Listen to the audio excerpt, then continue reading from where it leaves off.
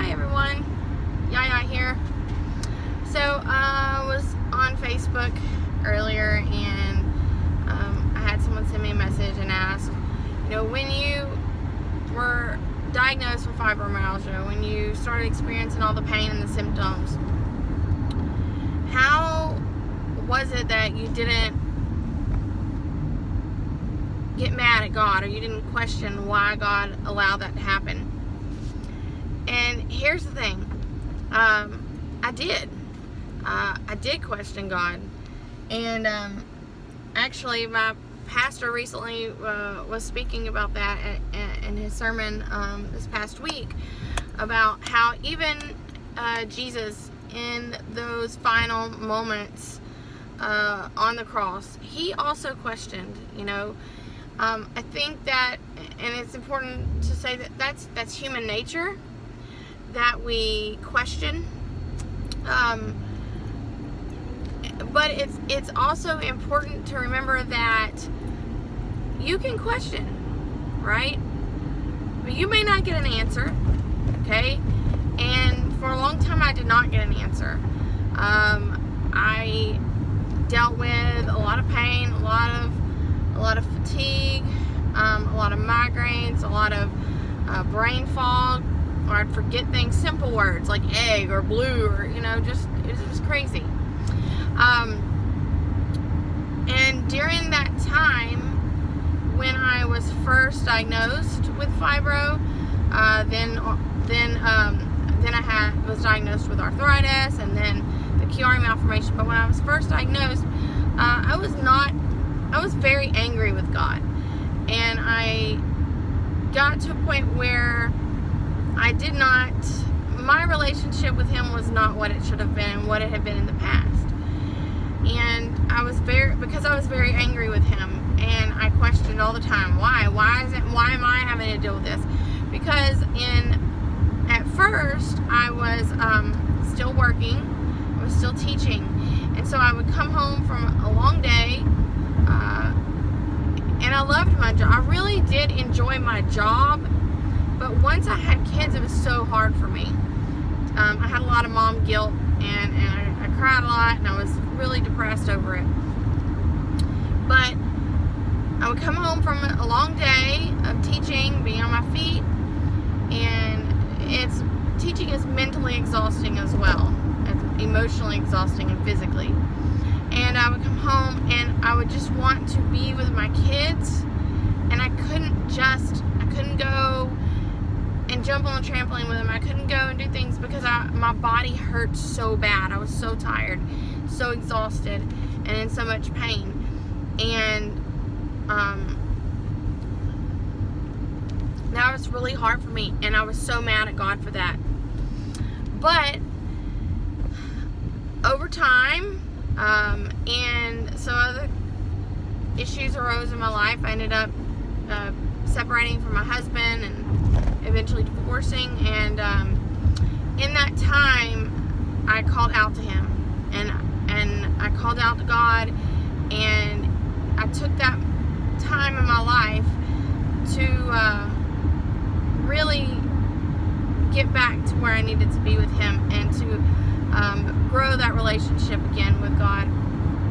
And in those moments, I began to realize that there were reasons why I suffered, and still do suffer, with chronic illness. I feel like God answered me in His time. There are questions I've asked Him that I've never got an answer to, but in His time He did answer me with my question as to why I was suffering, and why I was having to deal with it. First and foremost, I feel like because of what I have gone through with that, I am able to empathize more with others who are also dealing with chronic illness.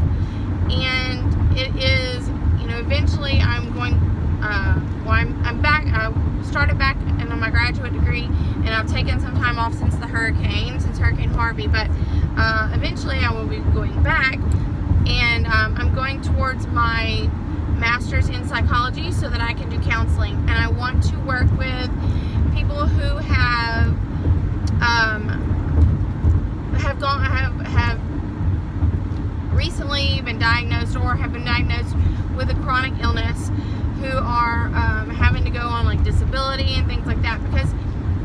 people don't realize all that happens to you when you become disabled. There is a lot of, it's not just physically demanding, physically painful and demanding. It's not just mentally, emotionally. It affects your relationships. It affects your mental state. It affects how you feel on an everyday basis. It affects your hope. It affects your value, your worth. You begin to feel very much like a burden. And I want to work with people and counsel people who are dealing with those issues, especially young people. When you become disabled, or you are disabled for a time, when you're young, it just makes it that much harder, because then you're not just your relationship with your spouse or whatnot, and your friends, but also your relationship with your children is affected. So, number one, I feel like God allowed the illness because it would allow me a perspective that I would not have had before, and a drive to go back and go back to school and to want to work with those people. And then I also realized, really just today, I was looking through my Time Hop and saw a picture I had posted. It was of my kids, and it was like a countdown app that I had used. And at the bottom it was saying, I have so many days before the end of school, so many school days, so many Mondays, so many Fridays. Oh, I don't know if I can make it. I miss my kids. Without the illness, without that occurring, without the doctors, my multiple doctors telling me you need to stop working for right now. And without that happening, I would not have gotten to be with my kids when, my older two, when they were still babies. My oldest is 7. She just turned 7 in December. And then my youngest is 4, and he'll be 5 in a couple weeks. And that in the spring of 2014 is when I ended up taking a medical leave of absence from work. And I will say that caused my marriage to suffer. However, I don't feel like there were some other things at the core that were affecting that. But it did allow me, it brought me closer to my kids. And at first, it was very hard, because even though it allowed me to be with my kids, and it definitely did. I mean, I was able, it was absolutely the right thing. It was what needed to happen, and that was the reason. That was one of the reasons. But it did limit the way that I was able to enjoy them, because, of the physical and limitations, as far as pain and chronic fatigue and those types of things. But another thing is, because I was home with them, because I was able to be with them and I was being limited, I really searched hard for ways to control the pain, to limit the pain, to reduce my symptoms. I was very driven to find ways to make sure that I had the correct diagnosis, and to find ways to feel better, so that I could be better for them. So, it's like a domino effect. One thing affects the other. Because of the chronic illness, because of that, I was able to be home with my kids. Because I was home with my kids and I was limited, I was able to find ways to feel better, to get better, and then also find ways to push forward. They gave me hope.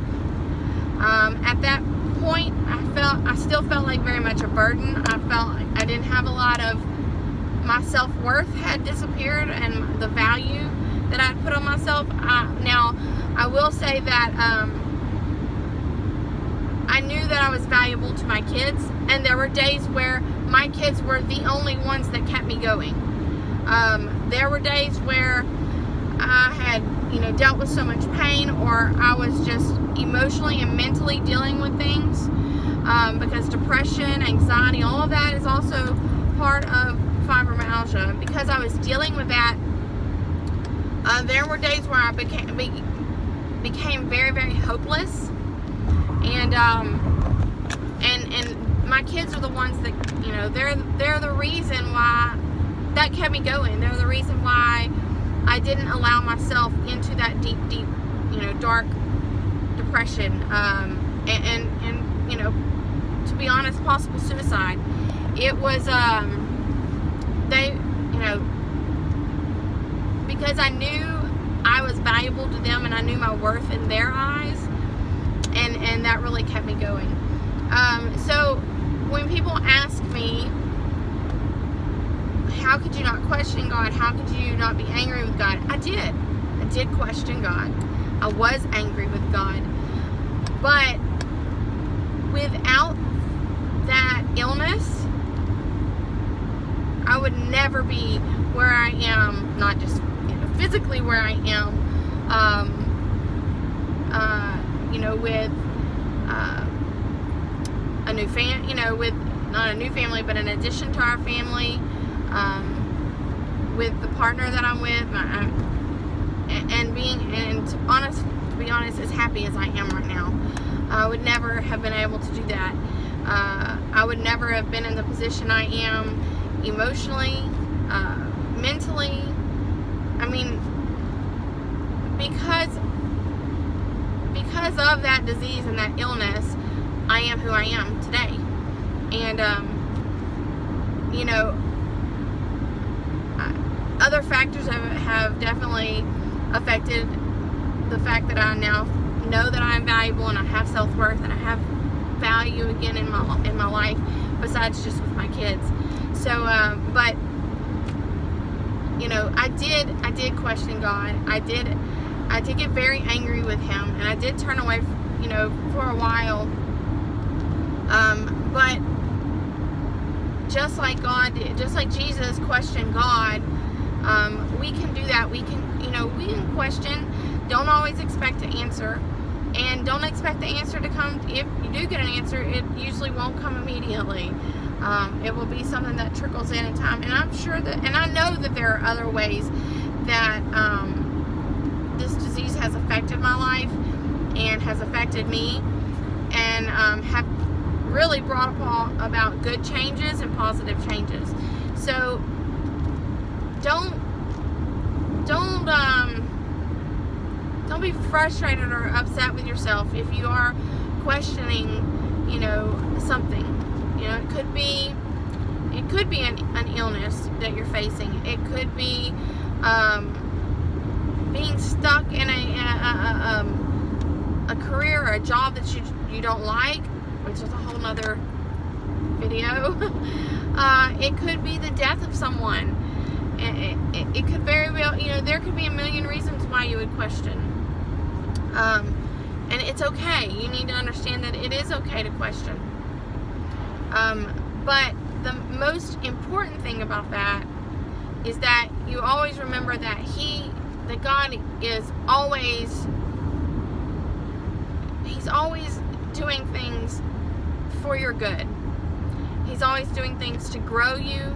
He's always doing things to prosper you, because that's how He wants us. That's how He wants us to live. He wants us to prosper, and I feel like, and to help others. That I think that has been something that has really. I've always been. I was a teacher, and I was a coach, and I've always loved helping others. But recently, Pastor Cody at our church at Praise Chapel in Sour Lake, he was talking about how it is our job to serve others, and in serving others we learn more about ourselves too. So don't feel bad if you're questioning God. Don't feel bad if you've even gotten angry with Him or upset with Him.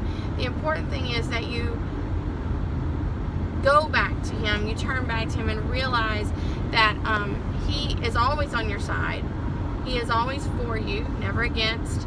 And He is here, He is with you always to prosper you and to grow you mentally, emotionally, spiritually. And, so, I don't know, I guess that's my tidbit of information for the day. It's a little long, I'm sorry.